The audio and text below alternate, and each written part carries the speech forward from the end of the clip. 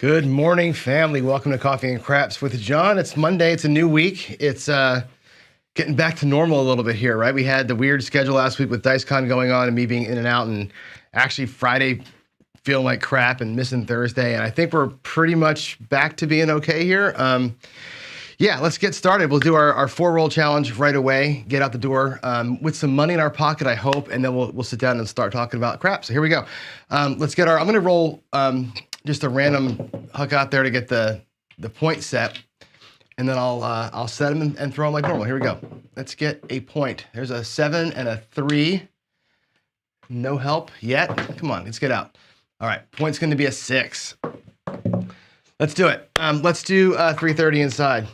It's the easiest way to do this with $350. It just makes the most sense. There's 330 inside. Let me get reds in here for those. And there we go. 96 and 8, 75, 5 and 9, $105 on each hit. Let's just get the hits. Here we go. So I'm gonna get them set up. And let's get some inside numbers this morning. It's gonna be a 5-3-8 to start things off. A 5-3-8. Now here's our question of the day, right? What do you do with your hits here? Today we're gonna be a little bit aggressive. We got $105. We're gonna take a nickel out of the rack. We're gonna press them all up and just kind of jack this thing up as high as we can here. For 3 hits, I'm just gonna press 3 times and see if we can make it work. That's gonna be 120. I'll leave them at green because just for speed's sake, but there's 1 hit. Let's note the 1 hit with the brand new shiny white Lammers that came in last week. So there's 1. Ah, boy. Still a little bit stuffy. What's weird is that, let's see, we got aces there. So no help on the aces. When I came back from Vegas, I had that, I figured just a bad cold. I was stuffed up and headached for about a day or so, and then it pretty much went away. I had a little tiny sore throat, but since when did we get back? We got back, I don't even know how we got back, Wednesday, Thursday. Since about Saturday, I haven't been able to smell, which is weird. So I know a COVID symptom is you can't taste. Well, I can't smell nothing. I can taste stuff, but my sense of smell is gone. There's the 617, which speaking of gone, there goes all my money. So once again, I cannot seem to get the morning uglies out of the way here in this challenge. Proving, as always, right, getting 1 hit after a point is just, it's freaking hard to do. This is a tough game. But yeah, it's weird, I can't smell. So I can taste lightly, but it's weird not being able to smell your food or not being able to smell like your dog or something. It's kind of a weird sensation. So anyway, here we are. So good morning. That was a really crappy kind of a roll right there. Way to get started on a Monday, right? Come out of here and just, I think if I don't 7 out and blow my whole bankroll every morning in front of you guys, you'd never believe me that I could actually throw. So there it is. It looks like the 3-3-3. Yeah, I'm just gonna do it, right? I think in the morning when I've only got 350, Jeff, it's the way to do it, right? Just take 333 or 330 and just go for it and see what happens, right? I know that the Dice Doctor has moved on to the 442, which is good. We'll talk about that. I think I've got that scheduled for Thursday. I should talk about that strategy. We've done it before, right? It's a tiered regression that we've done many times on this show. I love a tiered regression. I told him that over email and actually on his channel too. I love a tiered regression. It's a great way to play. It reduces your risk as you go. It's a fine way to do it. I think I'm going to make one small adjustment to the way that he plays it in his video, but other than that, I think the Dice Doctor is onto something cool there. So here we go. Let's see, what else? I want to just make sure we're saying good morning to folks. So I see, boy, look at all the people that are here today. This is great. SJ's here, of course. Dat Cajun guy first in out of the gate. Looks like in Duracell, of course, Duracell. Did you like my background last night? I actually found a Duracell 8-pack battery thing that I put up there just for you because you do a lot of work for the community and we appreciate that. So you always say smash the like button. I always say thanks for being here. So it's always a pleasure to have you. And you're one of the guys, all of you I care about, obviously, right? But as a showrunner, when I look at the list of people who are here in the chat, you always look for like certain familiar faces. And I feel like, there are some people that I know when they come back, it's because you're doing a good job. And Duracell's one of those guys where I feel like he keeps coming back because I think we're doing good content, and it makes me feel good to see folks on the return every day. So I love seeing y'all here every morning. So all right, let's get going here.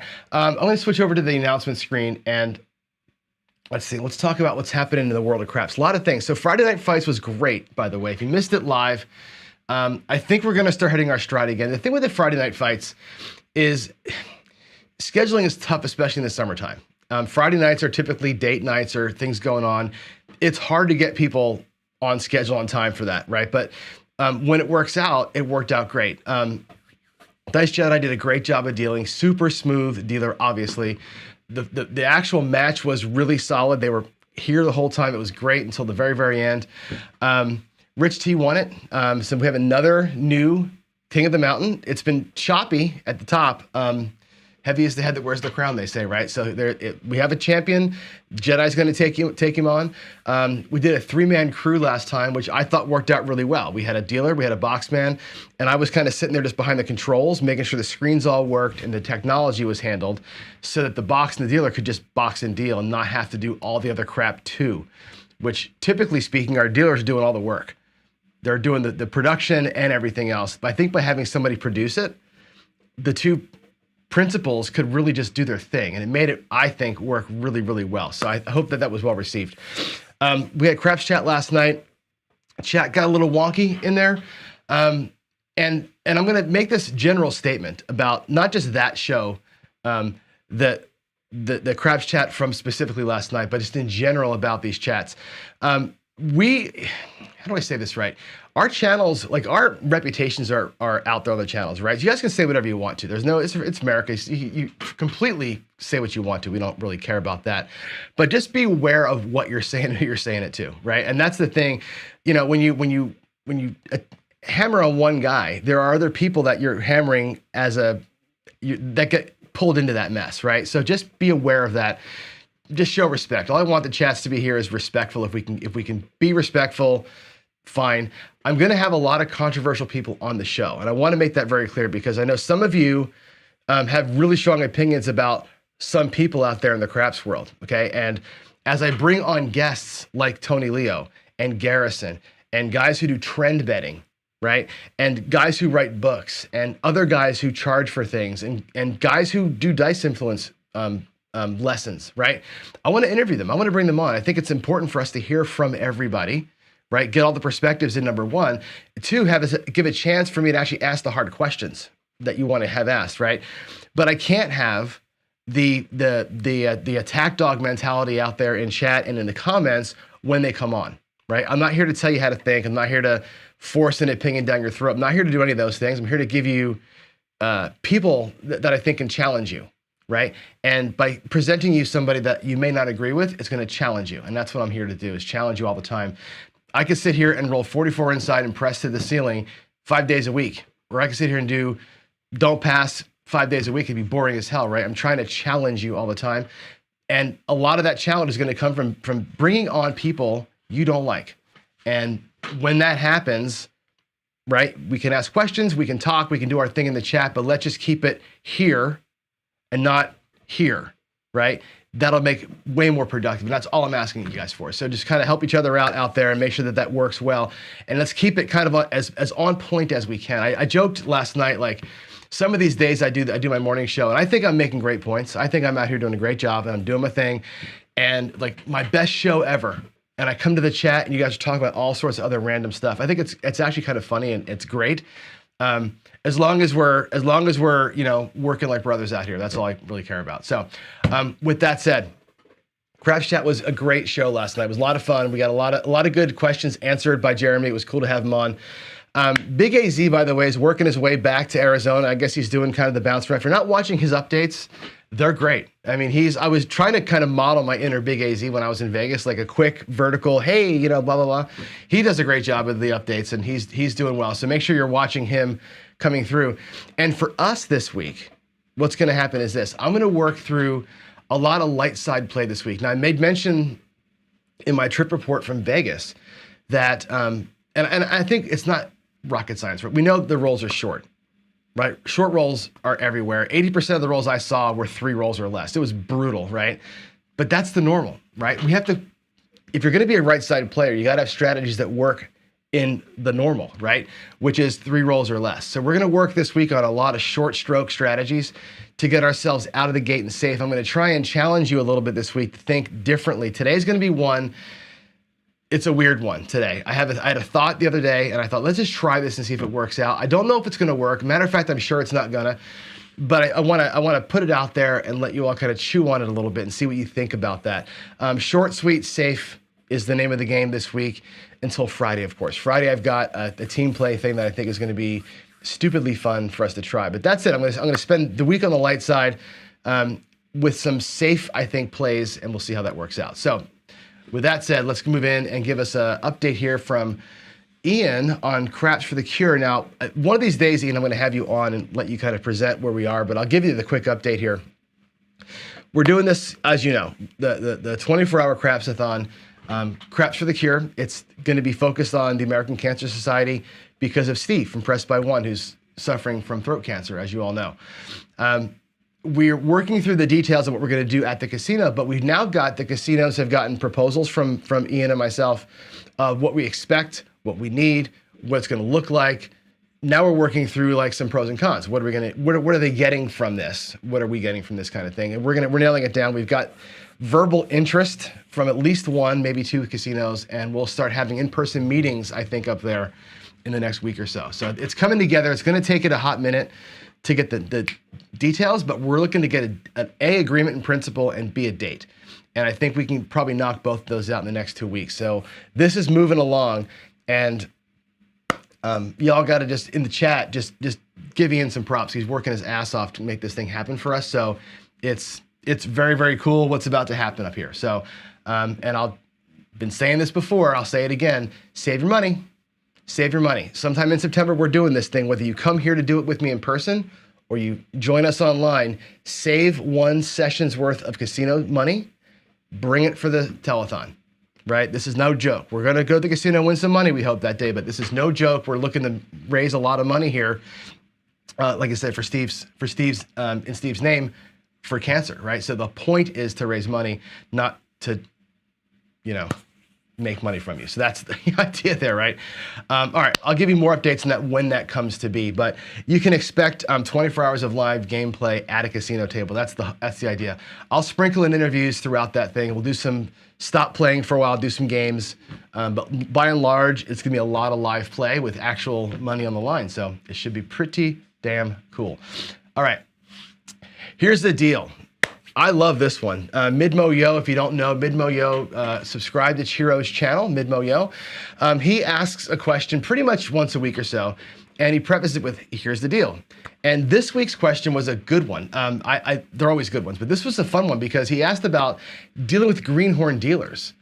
And what do you do when you're at a table and you're clearly got a greenhorn? Like first day on the job greenhorn, not just like a normal like break-in shop, but like first day on the job, or they pulled somebody off the blackjack table and said, just stand here and don't F this up, right? We actually had a greenhorn in Vegas when we were at Binion's. The one dealer was clearly new. And the thing was, that table was full. It had me and Jacob, and I think Chris might have been on that table. Mike, 85 Bears, was on that table. There was probably 15 people around this table. This poor woman was so brand new. We were helping her with every bet. Like, put the bet out there. She was struggling with it, and the box was trying to help her out. The problem was all the players knew the payouts because we're all, players. I found it to be distracting, really distracting when everybody's like, when it was their turn to get paid, telling her how much to pay them. Like, that's not your job. That's the box's job to make sure that it gets paid right. If it gets paid wrong, you can take care of it at that point. Let the box deal with it. I had a situation up at my local casino maybe 6 months ago, maybe longer now. I don't know when it was, but I was playing, and there was a guy at the hook who was from Vegas, but he was from Seattle. He had moved to Vegas. Now he's back with his grandkids. He was telling us all these stories. He was a nice enough guy for the most part, but we had a greenhorn dealer there, and he was in her grill the entire time. Like, honey, get it with your left hand with the red chips and the green chips with the right hand. And he was telling her like how to make the moves as a player. And like, dude, like shut up. Like it ain't your job, right? And to me, it just feels like you're just trying to show off how great of a fucking craps dealer you are. That's That's BS, right? I think when you're trying to assert your dominance over somebody from the player side of thing, you're wrong. You're wrong. It ain't your job. You ain't getting paid for it. Let them deal with it, right? They're a greenhorn. They got somebody there to train her. She's being watched. They're being helped by the box. Let them do their job. You just sit there and thank God that for the next 3 minutes, you're not giving them any damn money, right? To me, I'll take 3 minutes off. Like, hey, let's relax a minute. Let's not keep donating for a few seconds here, right? Let them deal with it. That's their job. So I think as a player, get out of the way. Now, that said, a greenhorn dealer will screw up your payments all the time. So you better know your payments. So if you're dealing with a greenhorn, my advice to you as a player is either A, simplify your bets. This might be not the time to do the marching soldier and have bets coming down and moving around. That might be a deal where you're playing 44 inside and single pressing, right? Think about the strategy that you're playing based on the capability of that person. You have a lot of ways to play, folks. Just that might be a thing for you to consider. But know your payments. If you have a $18 6 and 8 and it pays 21 and she gives you 8 and she gives you 20 or she gives you 14 by mistake, don't touch your money. That's the rule number one for you as a player is don't touch your money. So if you know what you're expecting and what you see is not what you expected to get back, you need to highlight to the box, hey, payment's incorrect, and don't ever touch your money. Let them touch your money. As soon as you lay hands on the money, it's your money. And the camera can't see it, and all bets are off, right? You're gonna get what you get, then it becomes a fight. So if they screw it up, don't touch it till you know it's right. Know what you expect to get back. You gotta know what you expect to get back from all your bets that are out there. Anyway, it's good practice. With a new dealer especially, know what's coming back and don't touch your money. That's all I got to say about that. Let them deal with it. They're getting paid to deal with it.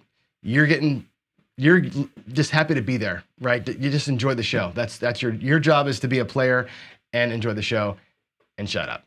And that's that. So here's the deal. Let the casino deal with their player, with their dealers. All right. Cool. Let's move on then. Hope that helps. I'll have Chiro. Oh, good. You like my answer. Good. Cool. I think that's a great question, dude. I love, Chiro, that you're doing this every week. I think these questions are good thinkers, and it's good to kind of revisit some of the things that you just take for granted sometimes because you're on autopilot. I think it's good to have that. So I think, let's see. I think somebody was saying, who was there? Was it Louis? That was saying that they're doing like training tables in Atlantic City now, like $5 minimum bet training tables. So you go there and it's greenhorns, right? But you're the whole point of you being there is to stress test them a little bit.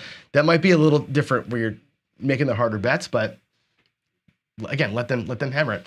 All right, let's see what's next on my list of things to talk about. Oh, you know what? We're going to talk about sniper craps. We're going to go to the table here and talk about this. My first talk this week about light side, I want to say kind of safe play is going to be this idea of being a sniper. Now, this is not going to be a big money play. Now, let's get that out of the gate. But I want to talk about, this is only an idea. Let's see if this can even work, okay? Let's say your session goal is 25%. Whatever your goal is, 25, 20, 50%, whatever your goal is, do not care, right? What do you do when you win your goal, right? Do you leave? Maybe. I know people, and there's actually a win crap script they have to write someday to test this out, but that the minute they hit their goal, their bets are down, color me up, I'm out. Like they're mid-hand, they're done. They hit their 20%, they're gone, right? Some people do that. I would say bring everything back, lock it up, and then whatever you've got extra, you play in the short stack. That's me. I'm a short stack guy, and you know that, right? So I'll lock it up and I'll play with $65 for as long as I can. Try and turn that into 100 and rebuild from there. Either way is fine, doesn't matter, right? I want you to look at the goal on a per shooter level. So that's your session goal. I brought $1,000, looking to win 250. Okay. What about if you go out there for 110, right? What's 25% of 110? It's 2750. Looking to win 2750 or one hit, essentially, right? Can you make money? Can you hit your goal by winning 25% on every shooter?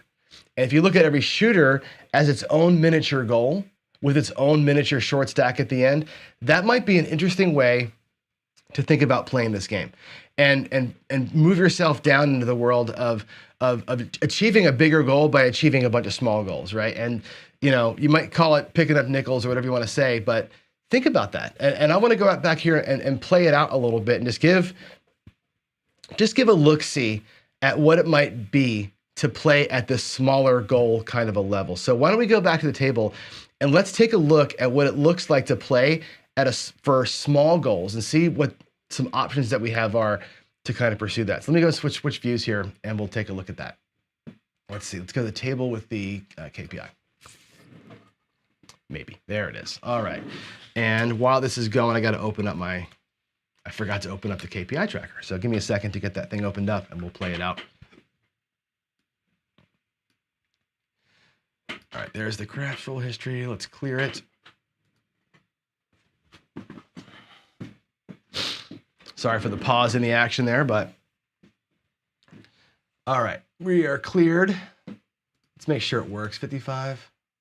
All right, let's do this. Let's put our cursor there. Sorry, I'm a little bit out of my normal rhythm here. It's been a while since I've done a live show, it seems like. All right, so what about the idea of winning just 25%? And what does that look like? What does 25% look like? Let's drop out 110. Okay, and I'll do a couple of examples here. Here's a 110 inside bet, like so. And the point doesn't matter, okay? Any one of those, as you know, pays 35 bucks. And just let's take the nickels out of the mix, right? If you have 100 bucks, your quarter is 25%, okay? If this is your output, right? Let's say you brought in for 1,000 bucks, okay? And you want to win 250, and your 1,000, or let's say you bought it for 1,100, which gives you 10 times 110 inside.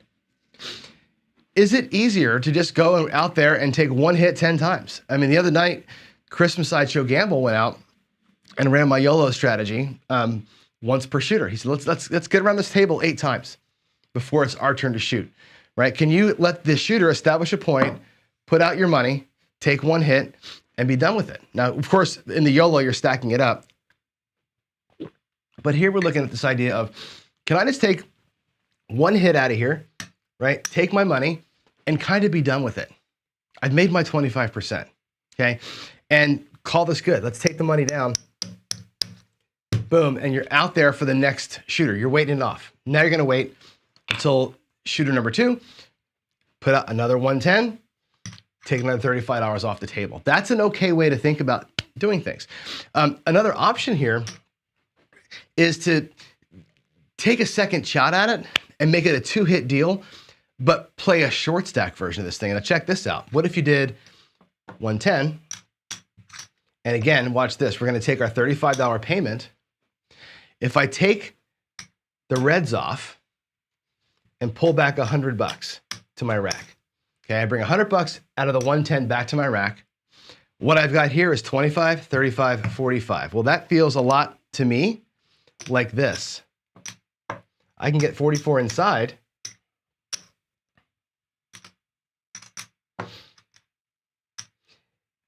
And although I'm $9 down, if I take any one hit in here, watch what happens. Let's just say the 9 comes. It doesn't matter.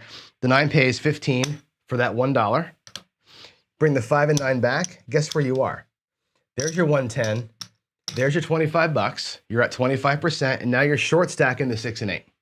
Okay, so in 2 hits, you've got your 25% goal for a given shooter, and you've got a really good looking short stack. 2 solid bets out there that you can keep up and play with, right?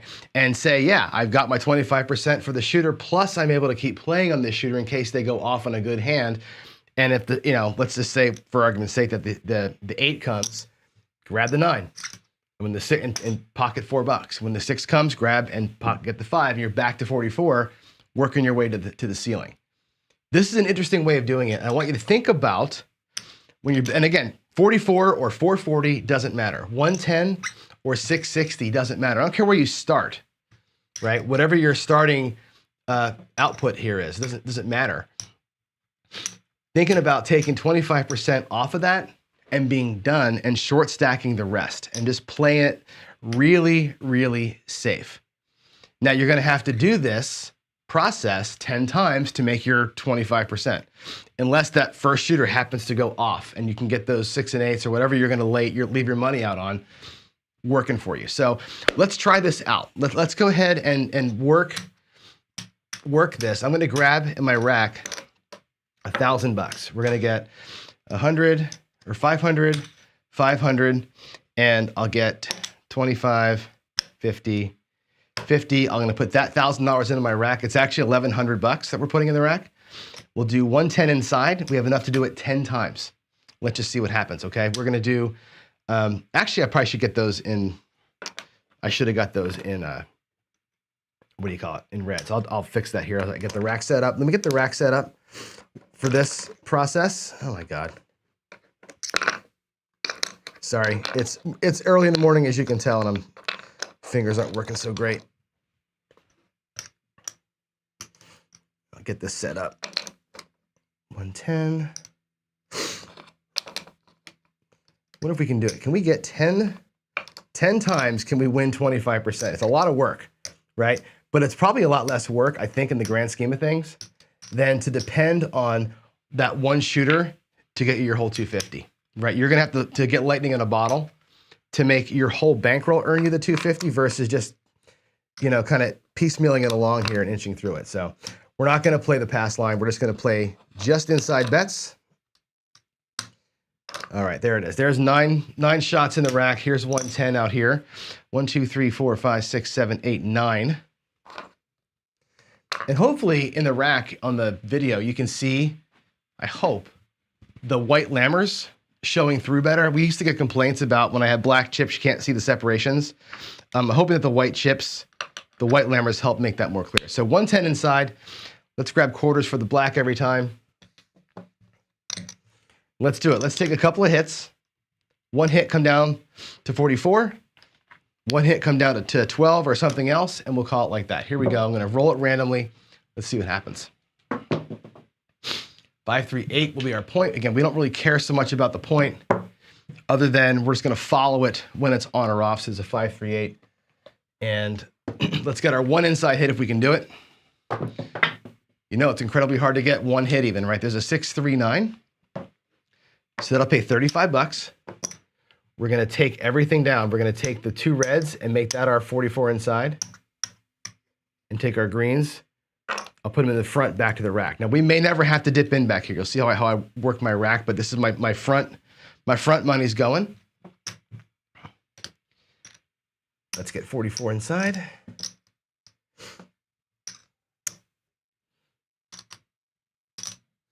And 1 back to the rack. All right. Let me mark the 9 up for us so we can see it. Here we go. Ah, damn it, 5, 2, 7. So on that shooter, we lost $9. Bummer, right? Had we just kept the 35, we'd already be at 25% on the shooter, but we didn't. We missed out on that, so that kind of sucks. Puck is off. Let's put the 7. Let's get a new point. Another 7 coming out.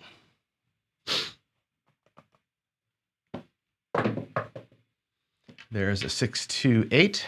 8 easy. 6, 2, 8. All right, we'll do our next 110. Now we're down a little bit. We're down at $9 from before.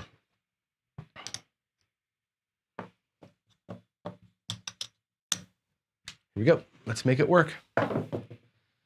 Oh my gosh, 4, 3, 7. Look at this, how hard it is. It's hard to get out. All right, we got work to do. So here's the problem with this kind of an approach, right? Is if you're going to try and get 25% for each of 10 shooters, we're already down, right? That 25%, we have to now do it 12 times, right? Because we have to do it 12. We have to make up on the whole four rounds of $25. Now we have to do this now 14 times, not 10 times. So you dig a hole when you're playing this way, but it is what it is. We're just gonna keep on working it. 3, 1, 4. 3 and a 1.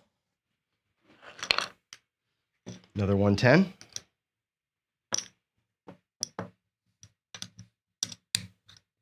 Okay, there we go.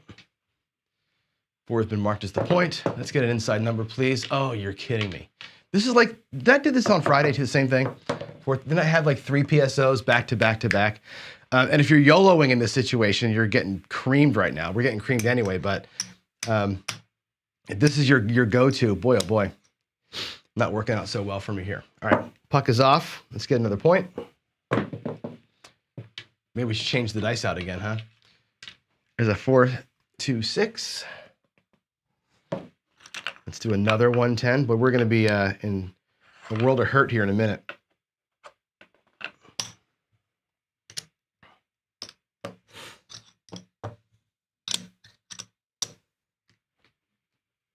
All right, so our point is a 6. Is that right?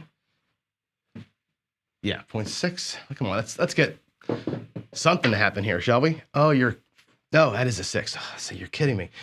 I thought it was a 5. A 4, 2, 6 again, so that's good. So we're gonna pay our $35. Let's do the thing. Use the reds, pull the greens down. Let's make that look like 44 inside.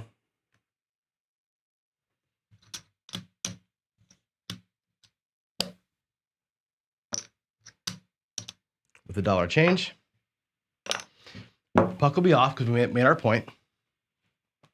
So we can breathe for one roll.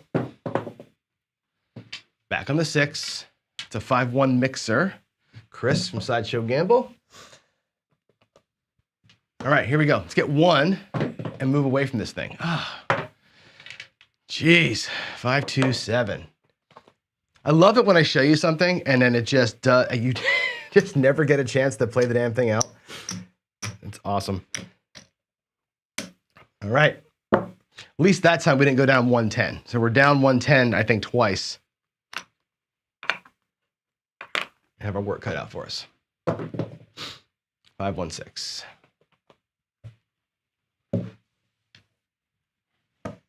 All right, 110 again. Here we go.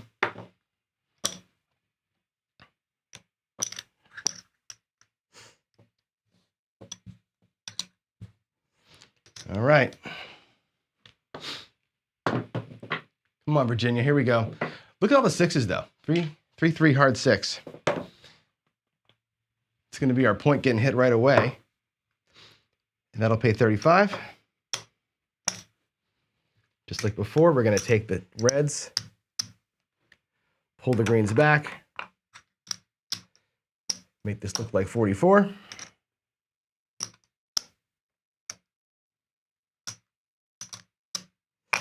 All right, puck is off. Let's get a new point. There's a 1, 2, 3.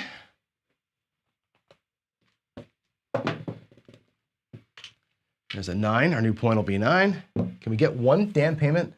Come on. 6, 3, 9. Let's get something out of this thing. Oh, you're got to be kidding me.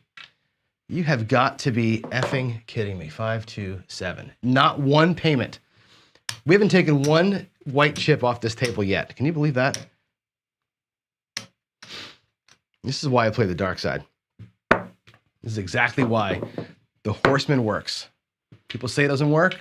Bullshit. The Horseman works every single time I play because this is what you see at the table. You see crap like this while you're waiting.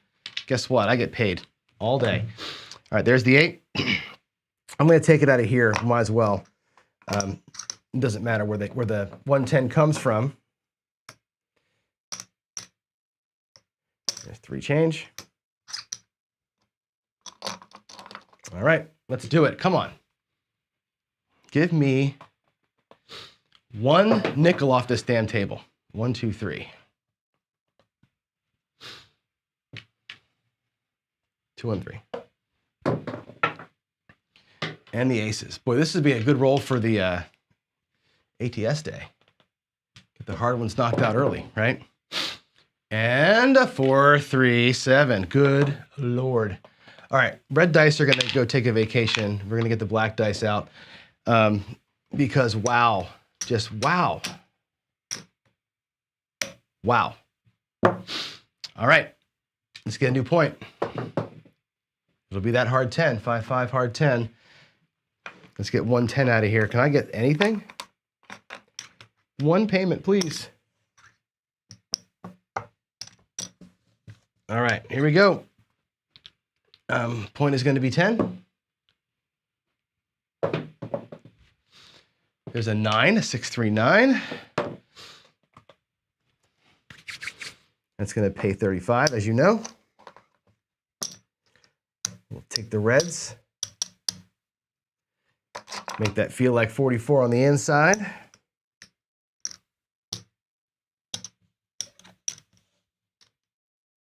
There's 10, 10, 10. All right, and one change. Let's go. Come on, let's go. One payment. One payment. Oh, you got to be unreal. What is happening? 6-1. So what is that? Let me look at the screen real quick. Can you guys believe this? Look at the points. 8, 9, 7. Right? So that's a point, one number, and a 7 out. Then there's an 8 and a 7, a 4 and a 7. We did make the point a 6, but then it was set the point, point 7, point out.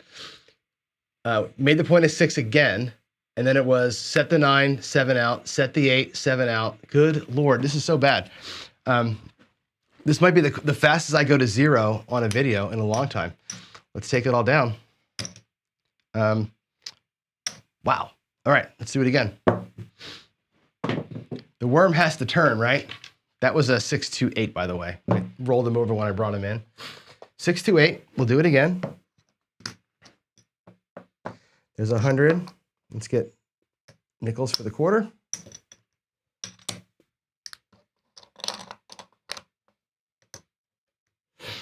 Okay, here we go.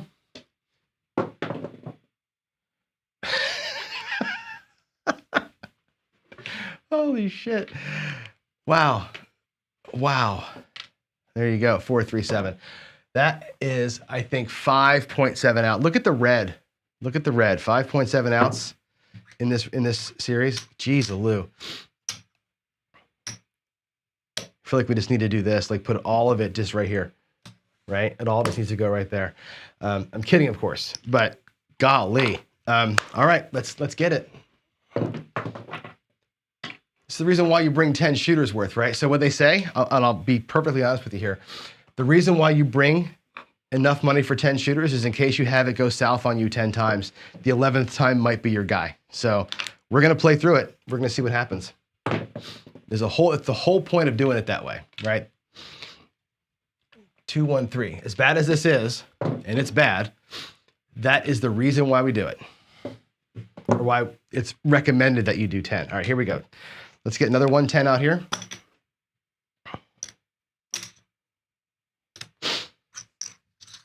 All right. Let's go. 5, 3, 8 is the point. There's a 5, 1, 6. Same thing. Pull the reds.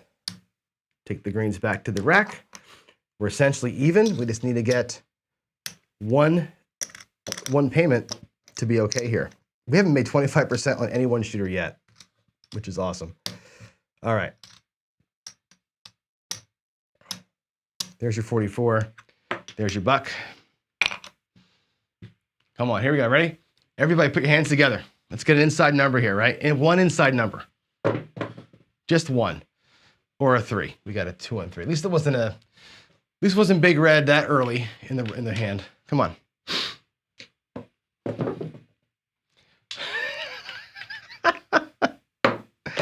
Holy cannoli. Look at that. Wow. Wow.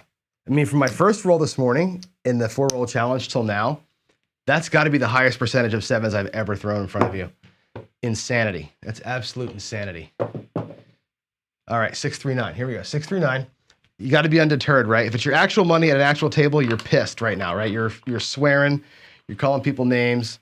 You're looking for that drink lady, right? Here at practice, this is the time to have a day like this and see if these things can work, right? You see if eventually the math works itself out, right? Normally it does, but let's see if we can wait long enough to get it done here.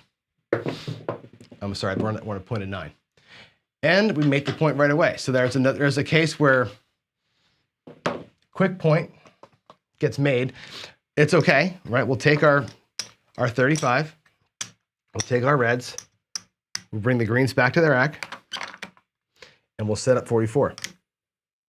And you know, the good thing about it, I know that it's kind of funny and it kind of sucks all at the same time, but we really only got PSO'd where we lost the 110 twice, right? These are all ugly rolls, but we only went down in flames a couple times. So we're still in okay shape, okay? Puck's off, made our point. Coming out to aces.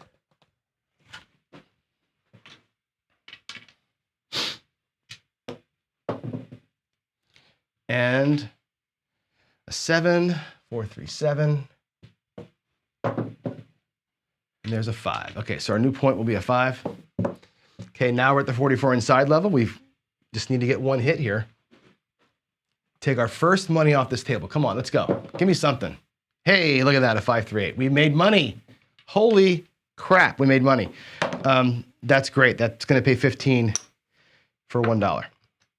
One out of the rack, 15 coming in. And again, what I'll do is we'll take these down. Take the outsides out. And now for this shooter, we've locked up 25%. For once, we have a shooter that we made money on out of all those. Now, we're still got a lot of work to do, right? And I think the thought process might be, well, shit, we got to chase, we got to ladder up, we got to do all these things, right? I get it.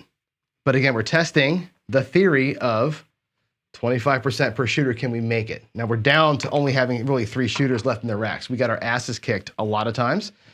Let's see if we can make it work, right? Can we turn the 6 and 8 into something okay here on a decent roll? Can we? Should we spread out? Who knows? Let's find out how this roll finishes itself out. Let's see what happens here. Let's mark the 8. Maybe this is where the worm turns for us a little bit. There's a 6, 4, 10. I was thinking about grabbing the 4 and 10 instead of the 6 and 8, but let's stay with the highest likelihood here with only the 2 bets that we've got. And there's an 8. There's a 6, 2, 8. And that'll pay $14. Actually, we'll do it, and I will pay it 14 because we're going to press it up. So that'll pay 10, $14. Now my choice is obviously grab more numbers or press that guy up. I'm going to press that guy all the way. We're just going to go ahead and get aggressive here and do a full press on these, then a collect, and then we'll spread out. Let's mark that 8. Oh, I did. Okay, there we go. Another one, good. 6, that's a 4, 4, hard 8, square pair. So that's gonna pay, 24 pays 28. Okay, now the $25, I can collect it or I can spread it. I'm gonna go ahead and take the green chip to my rack. As soon as I can get a color change, I'm taking the color. Then I will grab other numbers with it. So that's gonna be the pattern that I follow for those 2 bets right there.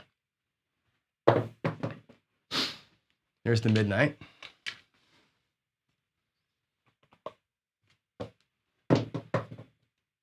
There's the 7. So we did pull at least a quarter off that table. Off this shooter, we pulled a quarter, $28, plus the initial 15. So we got $50 out of this shooter. Happy with that, okay? Again, it doesn't solve my rack problem, right? The rack is a mess because we got hammered earlier. But on that shooter, we were able to pull, guarantee lock up 25%, and then play with a short stack on the shooter. So that was the idea there. We got to see it happen once at least in real time, which is kind of cool. Let me go ahead and I'm going to color these out really quick because I want to get a sense of where this rack is.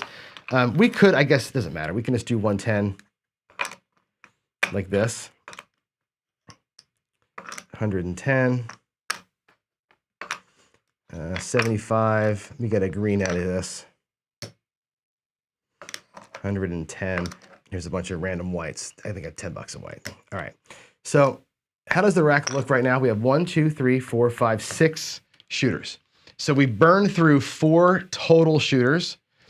Those PSOs beat us 4 times. We lost 110 basically 4 times, which is awful, but really not as bad as it might have felt, right? Having 6 shooters back here is actually okay.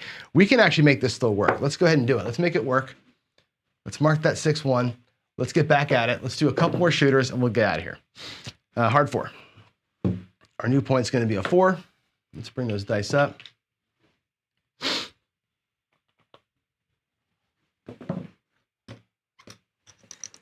All right. Here we go. Let's get our hits. Whoa, Nelly. There's a 4, 3, 7. Oh my God. Telling you, today's not my day. Today's not my day. 437. So there it is. We just lost our fifth.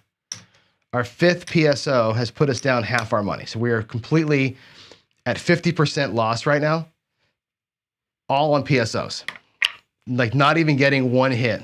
That's crazy town. All right. Undeterred we go. Let's do it one more. 628. 628. All right, here we go. 110.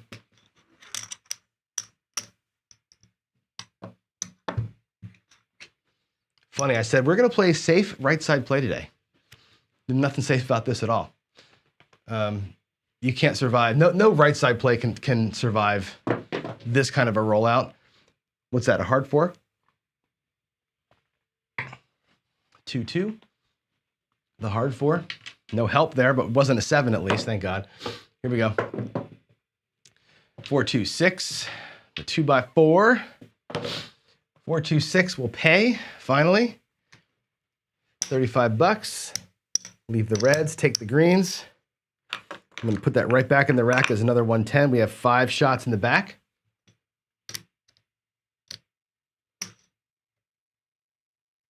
Okay, there's our 45 bucks.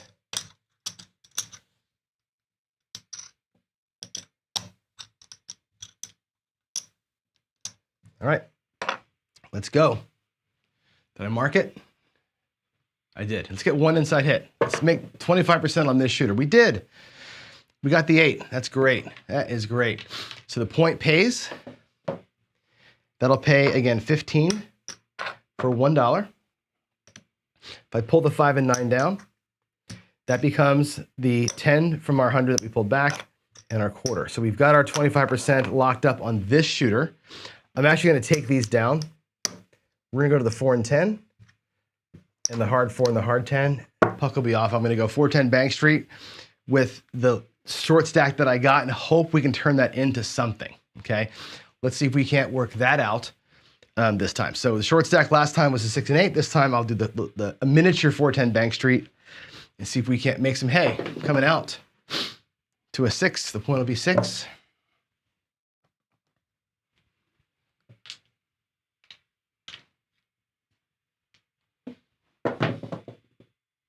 Aces. 1 and a 1. There's a 6 and a 3. It's a 9. At least we're getting a little more length in the roll here. Come on, let's get me some outside numbers, shall we? Nope. 6, 2, 8. We may not hit one. 6, 4, 10 on the end. I like that. 10 on the end. We'll lose our hard 10. We'll get paid 18 bucks. I'm going to replace the hard 10. I'm going to press these both by a nickel. And back to the rack we go with 6 bucks. So we took our 25% off. I just took another 6 bucks off, and we're working the system here. So let's go. 6, 4, 10. Give me a hard 4. Give me a hard 4. Ooh, saw a 2. 2, 1, 3. Hard 8. Square pair. 9, 6, 3. But we're not getting paid, but I'm liking what I'm seeing. Maybe we've broken through the ugly. And as I say that, here comes the ugly. 5, 2, 7. 5, 2, 7. But we took money off the table. And again, just kind of taking whatever little victory I can take and feeling good about it. We're back to 3, 4, 5 shooters, working our way back. We have to do some work. We're going to have to make this thing happen. I think I got time for one more shooter. So we'll go out here. Let's get a point. 6 will be the point. Again, 110.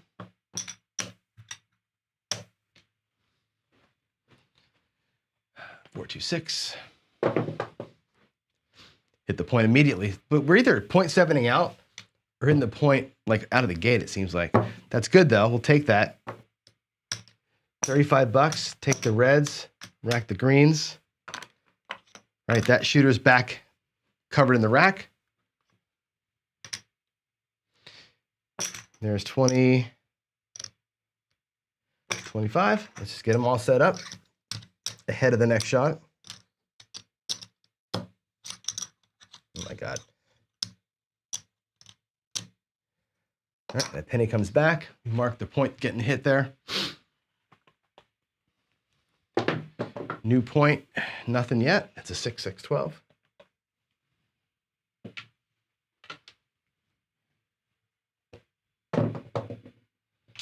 Okay, we're going to be on the 8. 5, 3, 8. Let's get our one inside hit to lock up our percentage. We did. There's the 4, 2, 6. So once again, we'll drop in 1, take 15, pull the 5 and 9, and there is your $10 that makes the 110 complete. Here's the 25% lockup. So good deal. So that shooter, again, we made our money. We've made our 25% on a few shooters here. It's just those PSOs whacking 110 is just, you can't fight that, I guess, right? So, all right, here we go. Let's see, that was a 6, 4, 2, 6. I rolled it up when I brought it up. There's a 6, 5, yo. 65.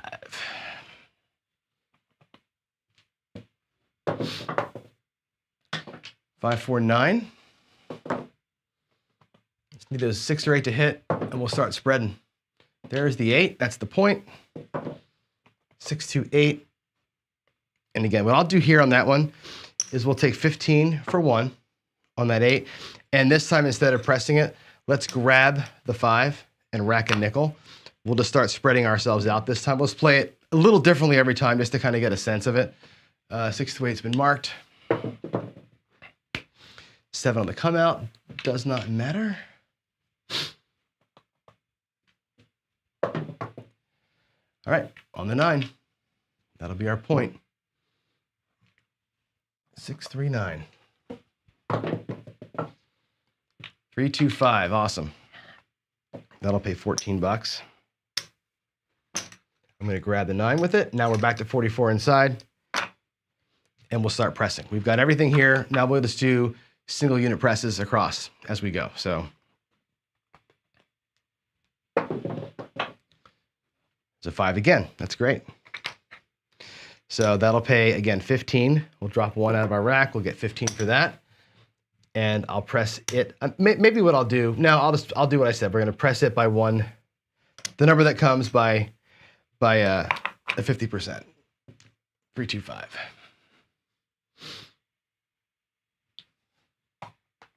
Okay. There's a 10. There's the hard 10 I wanted before. That rolled out of the corner. That was a hard 10.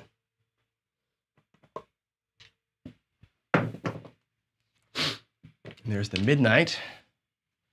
5, 5 to 6, 6. There's a 4, 1, 5. Great. That'll pay $21. 21. And again, we're going to go up by half. Rack half. Make that more pretty. There's our 7. Bummer.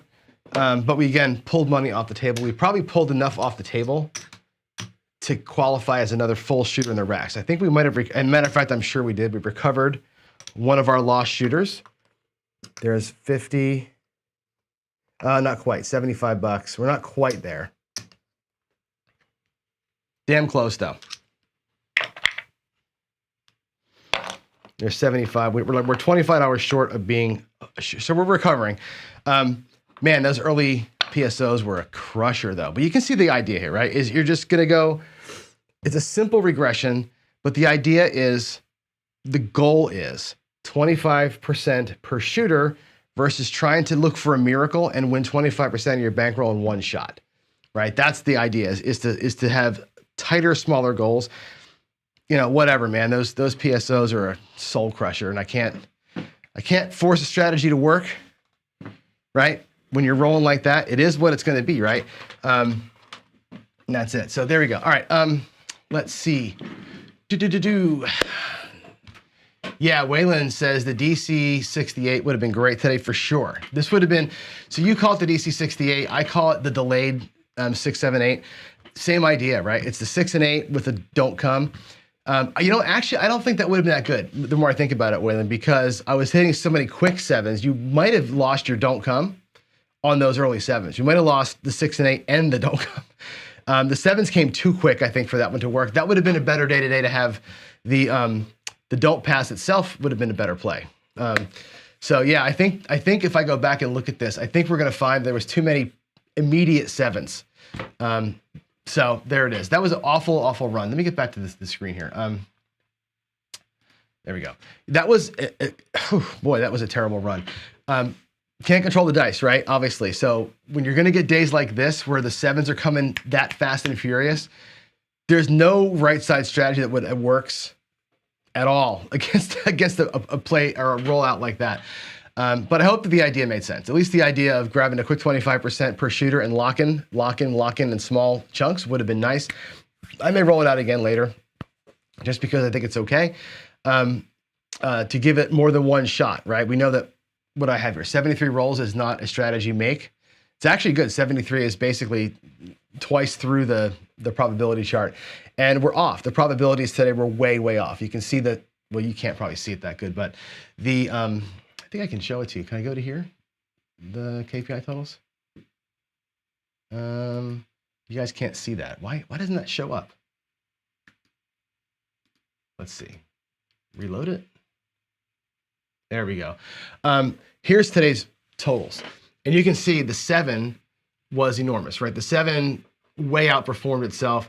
The 8 actually outperformed itself too, which is good, but everything else was lower than where it should have been. So what are you going to do when you have oh gosh, sorry about the weirdness there. When you have a day like that, it is what it is. So lessons learned. We'll roll it out again, and that's it. That's it. Let me go back over here. Second monitor, keynote. Okay, cool. Sorry, I'm a little bit off my game here with getting my screens right. So that's it, guys. I gotta get to work. It's 9 o'clock. So sorry it wasn't a great rollout, but it was fun anyway. Somebody says lay betters go broke. I think here's the thing, man. James and Sebastian and all you guys that are here. How many sevens did I roll? I rolled today. Let's see. I rolled Sebastian once, and I rolled 16 sevens out of 73 rolls. The expected number of sevens. Let's see. The expected number of sevens was 12. So out of 73 rolls, I should have rolled 12. I ran 16. And the thing is, they came early. It was like boom, boom, boom, boom, boom, boom. So early they came. It's never about the number of sevens. And I know that people who do the dice control thing, they're always counting the number of sevens, right? The number of sevens doesn't matter a hill of beans. It really doesn't. What matters is when they come. And I talk about, like, I think PJ and I have argued about rhythm before, right? When I talk about rhythm, it's all about when the things happen and where are you in that rhythm, right? If we jump into that whole system, right, and I'm one roll different than where we started from, all those sevens are on the come out, right? Come out sevens don't matter if you're playing right side. But because of where we were in rhythm, they beat us down every single time. So the number of sevens doesn't matter. It's when the sevens come that matter. Today would have been a perfect dark side day for sure. So, yeah, let's see. 555 is off YouTube. I'm looking at, oh yeah, you're talking about the 555 stuff. Yeah, I will be doing more of that. This week I wanted to go all right side. I'll go back to some interplay over the next couple of weeks with some dark side stuff too. So those are coming. Those are coming for sure. So anyway, I got to go to work. Y'all have a great day. I'm going to be late for my meetings here. So I'll see you in the morning. Tomorrow we're going to do some more right side stuff. I've got, I forget which one I'm doing tomorrow, but it'll be a nice, similar to this one here, hopefully with a little bit better of a roll result. So Skill says, check my P's and Q's. So let me look at my P's, C's, and Q's because it's important.